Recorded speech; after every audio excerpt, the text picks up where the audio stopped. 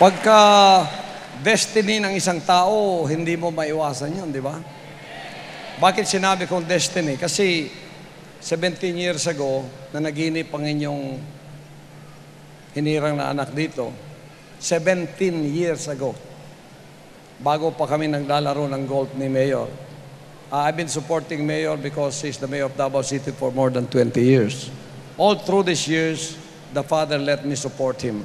Through revelation, the Father let me support what he's doing in Davao City. So, nanaginip ako na pinakuha niya ako ng aeroplano, naglaro kami ng golf sa Malacanang. Sabi ko, bakit itong mayor naging presidente?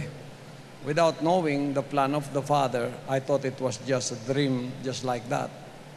Pero ngayon, na siya ay umaakyat ang kanyang ratings, the only provincial mayor considered to be a province, Davao City, na umakyat sa national level ng mga presidentiables. Hindi gawa ng tao to. Siguradong ang Diyos may pakay sa buhay niya.